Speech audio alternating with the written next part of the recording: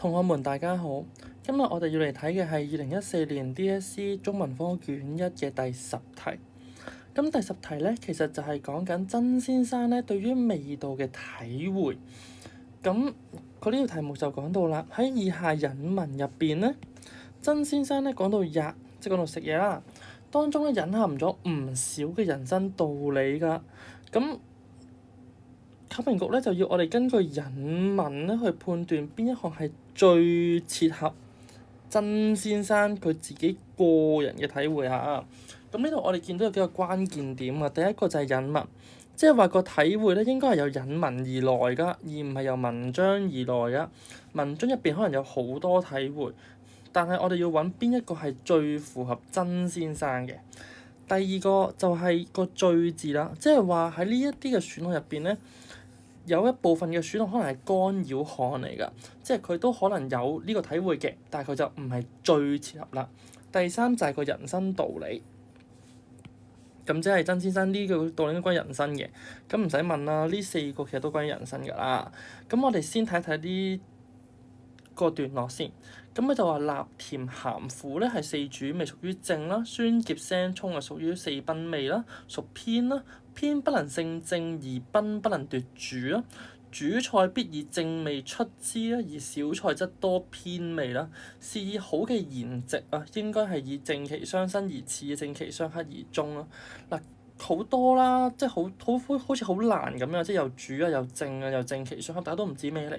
我哋首先咧，我哋先慢慢嚟淡定啲先。首先佢同我哋第一句講嘅就係咧，淡甜辣苦咧係屬於主嘅。咁呢個主咧亦都即係正啦，咁亦都即係下邊嘅正啊正嘅意思啦。咁而咧酸澀腥蔥咧係屬於賓嘅，咁亦都即係屬於偏啦。咁就譬如呢度偏啦，即係屬於奇啦，因為前面係正，咁後邊就應該係奇啦。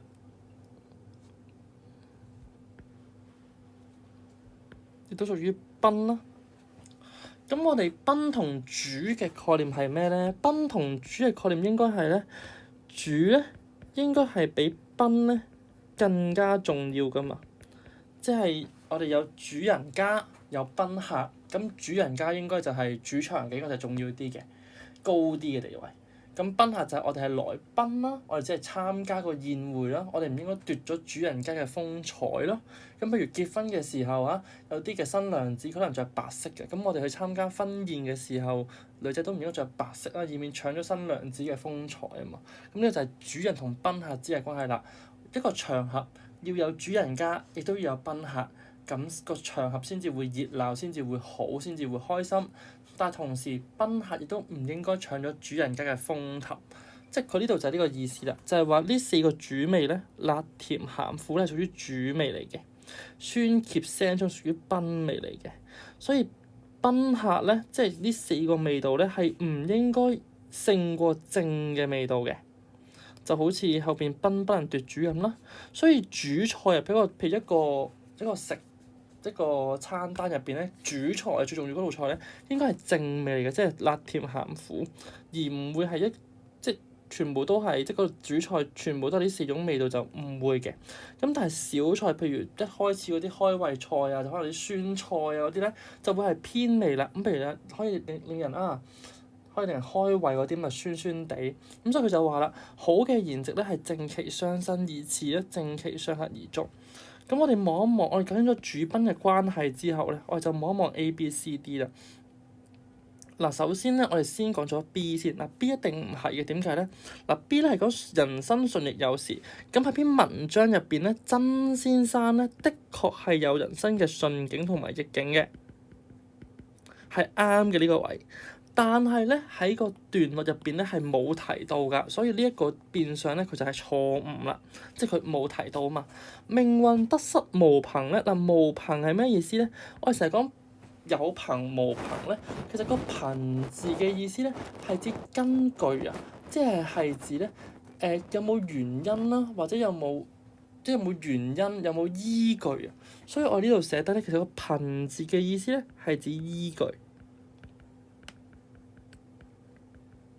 咁我哋望一望曾先生，曾先生佢人生順逆個逆境係咪真係冇依據咧？唔係啊，因為我哋望翻第10段，我哋會見到咧，曾先生好賭而避債啊嘛。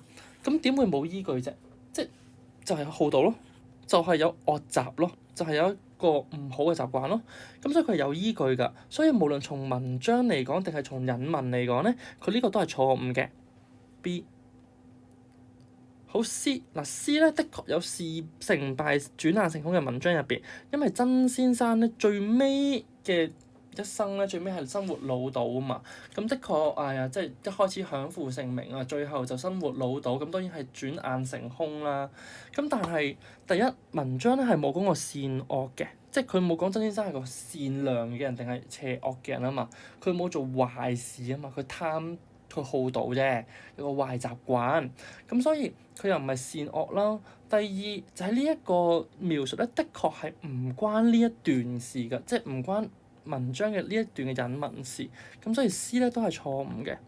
咁我哋剩翻就係 A 同 D 啦。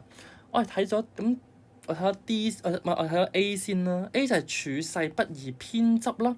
咁佢就話即係我哋應該要應物啊，即係對待事物啊。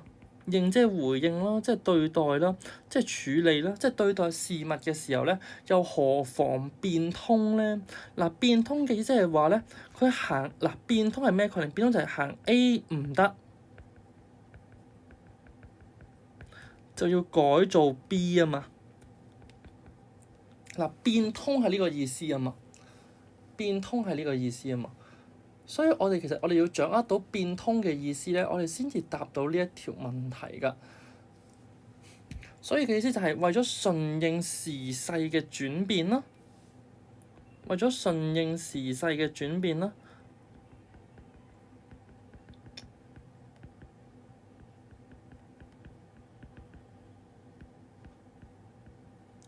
我哋要作彈性嘅處理啦。嗱，呢個先係變通嘅意思啊。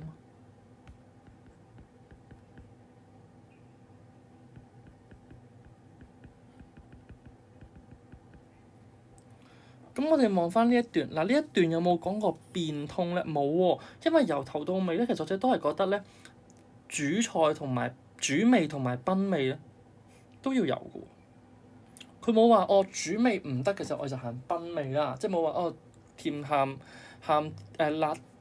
辣甜鹹苦唔得啊！啲人唔中意食啦，我哋就係俾啲賓味佢。佢冇呢個概念喎，佢由到尾都話兩個都要有，一個主味比賓味更加重要，但係賓味都要存在。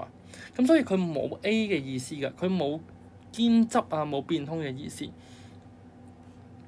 咁跟住我哋最後望一望 D 啦，嗱 D 就係答案啦，自然根據排除法。咁但係我哋都望一望 D，點解 D 會成立先？嗱 D 咧佢就話萬物彼此相濟啊嘛，呢個概念有嘅喎。文章引文入邊講正同埋偏啦，即係主味同埋賓味啦。咁四主味同四賓味的確係要相濟，即係兩個都要有噶嘛，相濟啊嘛，相濟。咁所以即係佢嘅意思就係兩個味道，即係八個味道啦。八個味道咧，佢應該係互相幫助啊，噶嘛。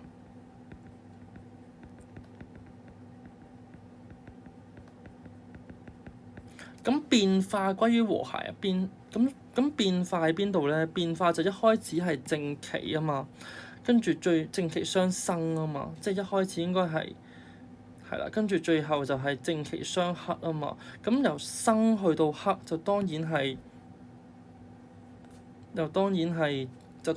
和諧啦。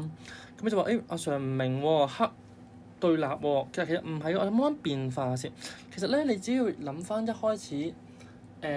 一開始嗰啲嘅，你平日參加飲宴嘅時候，你都會諗到，或者一開始咧，我食飯會有啲開胃菜，咁度酸酸地啦，咁呢個賓味咧，咁呢個酸酸地嘅味道其實係令到你更加想食嘢，更加期待啊嘛，咁咪生咯，咁生到啲咩啊？生就係生到嗰個正味出嚟，就係之後生到個主菜出嚟咯，即係嗰個賓味咪就係一個導引，令到你期待參與呢個宴會。然之後就去到主菜啦，主菜就係正味，所以咪正奇相生咯，係係啦，跟住然之後呢個好嘅宴會最尾多數係一啲咩嘅菜式啊？就係甜品啊嘛，就係通常譬如中式茶樓可能都係壽包啊、壽桃啊，或者係紅豆沙都係甜嘅。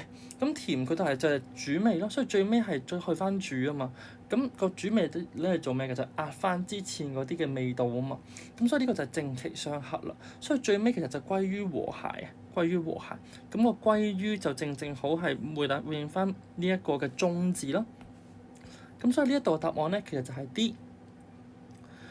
咁喺呢一度都想同大家講啦，除咗我哋要識得咧每一個字嘅意思之外啦，即係譬如無朋啊、變通啊、相濟係咩意思啊？